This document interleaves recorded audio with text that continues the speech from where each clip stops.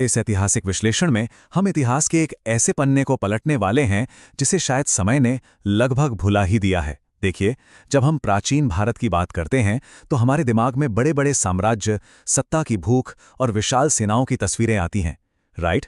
लेकिन आज हम एक ऐसे राजा की बात करेंगे जिसके पास ना तो कोई बहुत बड़ी सेना थी, न ही सोने से जड़े महल और न ही कोई शक्तिशाली सहयोगी राज्य। वो चारों तरफ से दुश्मनों से घिरा था।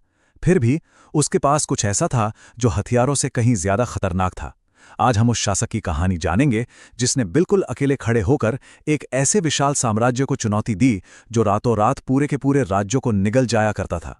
तो चलिए सीधा मुद्दे पर आते हैं। अब आप शायद सोच रहे होंगे कि आखिर ऐसा क्या था इस राजा के पास जो उसे इतना खतरनाक बनाता था। ना सेना, ना अथाह पैसा, उसके पास सिर्फ और सिर्फ एक ही चीज थी, किसी भी कीमत पर, और मेरा मतलब है किसी भी कीमत पर, झुकने से साफ इनकार कर देना। जरा सोचिए, जब दुनिया की सबसे बड़ी और खूंखार ताकत आपके ठीक सामने खड़ी हो, तब घुटने टेकने के बजाय तान कर सीधे खड़े रहना, ये किसी भी पारंपरिक सैन्य ताकत या हथियार से कहीं ज्यादा बड़ा और धारदार हथियार बन जाता है। अध्याय 1, वर्धना की अनोखी शांति। बात आज से कोई 2000 साल पहले की है। दुनिया की नज़रों से दूर ये एक ऐसा छोटा सा राज्य था जहां शांति ही उनकी सबसे बड़ी ताकत थी। लेकिन देखिए, ये शांति ऐसे ही अपने आप नहीं आ गई थी। ये असल में दो बिल्कुल अलग विचारधाराओं का टकराव था। घने जंगलों और नदियों के बीच बसे इस राज्य के राजा वीरेंद्र बहुत प्रैक्टिकल इंसान थे। वो जानते थे कि शांति हमेशा नहीं टिकती, इसलिए वो अपने किसानों को सिर्फ खेती करना नहीं बल्कि तीरंदाजी भी सिखाते थे। लोहारों को हथियारों के साथ साथ युद्ध की रणनीतियां समझाते थे। और दूसरी तरफ उत्तर दिशा से एक बहुत ही भयंकर खतरा उनकी तरफ बढ़ रहा था, निर्दयी सम्राट रुद्राक्ष। उसका बस एक ही खौफनाक उसूल था, हर भूमि झुकेगी या उसे जला दिया जाएगा। ये दो ऐसे विचार थे जिनका आपस में टकराना एकदम तय था। और यहीं से स्थिति पूरी तरह पलट जाती है। हम पहुंचते हैं अध्याय 2 पर, खतरा और अंतिम चेतावनी।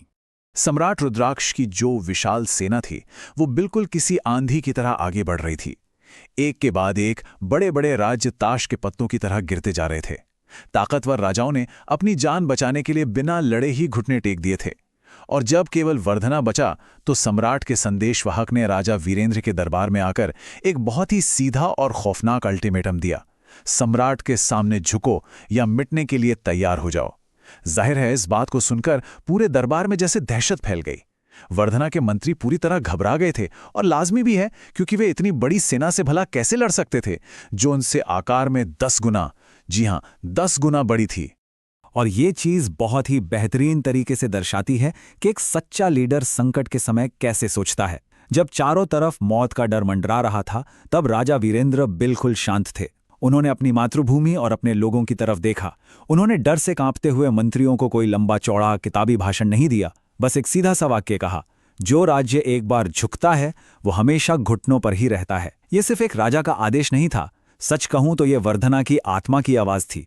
उन्होंने बिल्कुल साफ कर दिया था कि उनके लिए आजादी की कीमत अपनी जान से कहीं बढ़कर है।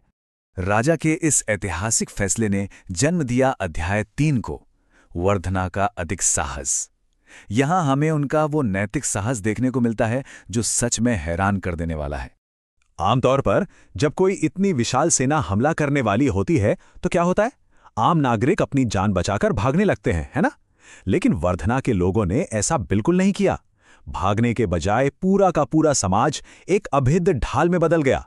रातों रात खेतों में हल चलाने वाले साधारण किसान खूंखार योद्धा बन गए। घर संभालने वाली महिलाओं ने युद्ध की रणनीतियां सीख लीं और सीधे मोर्चे पर आ गई। और गांव के जो बुजुर्ग थे, जिनके पास उम्र भर का तजुर्बा था, उन्होंने हर कदम पर उनका मार्गदर्शन किया। राजा वीरेंद्र ने किसी आम सेना का निर्माण नहीं किया था। उन्होंने अपनी पूरी की पूरी आबादी को ही एक रक्षा पंक्ति में बदल दिया था। हर एक इंसान अपने घर के लिए मरने को तैयार था।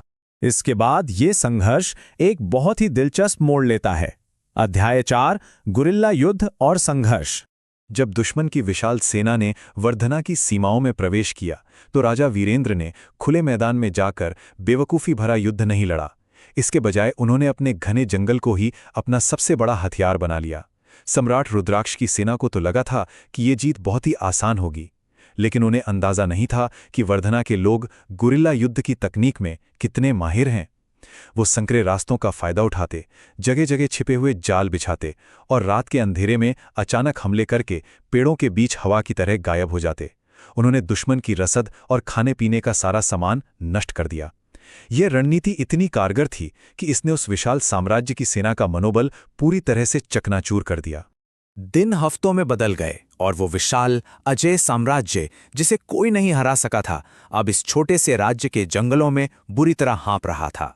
लेकिन हमें यह भी मानना होगा कि इस शानदार प्रतिरोध की एक बहुत भारी कीमत वर्धना के लोगों को भी चुकानी पड़ रही थी। वीरेंद्र के लोग लगातार लड़ते लड़ते बुरी तरह थक चुके थे। कई लोग गंभीर रूप से घायल थे और इतने हफ्तों की लगातार जंग के बाद उनकी शारीरिक ताकत अब जवाब दे रही थी। और ये स्थिति हमें इस कहानी के सबसे गंभीर और भावुक हिस्से की ओर ले जाती है। अध्याय 5, एक अमर हार। जब छिपने के लिए कोई जगह नहीं बची, जंगल तबाह हो गए, तो वर्धना के लोगों को मजबूरन खुले मैदान में आना पड़ा। ये अब कोई रणनीति नहीं थी, ये उनके अस्तित्व की आखिरी पुकार थी।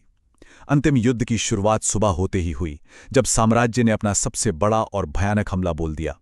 दिन भर एक बेहद क्रूर युद्ध चला, और इस युद्ध की सबसे खास बात यह थी कि राजा वीरेंद्र किसी सुरक्षित तंबू में अपनी सेना के पीछे नहीं बैठे थे, बल्कि वो मोर्चे पर बिल्कुल आगे खड़े होकर अपने लोगों के साथ खून बहा रहे थे। लेकिन दुश्मन की संख्या बहुत बहुत ज्यादा थी।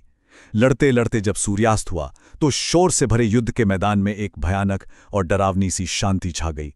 सब कुछ खत्म हो चुका था।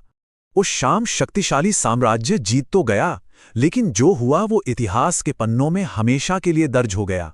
मैदान जीतने के बावजूद वहां कोई जश्न नहीं मनाया गया, कोई जीत का शंख नहीं बजा। विजेता सेना पूरी तरह से सन्न थी, एकदम खामोश। उन्होंने इससे पहले दुनिया भर के कई राज्यों को रौंदा था, लेकिन ऐसा प्रतिरोध, मौत के सामने ऐसी अटूट हिम्मत, ऐसा उन्होंने अपनी पूरी जिंदगी में पहले कभी नहीं देखा था।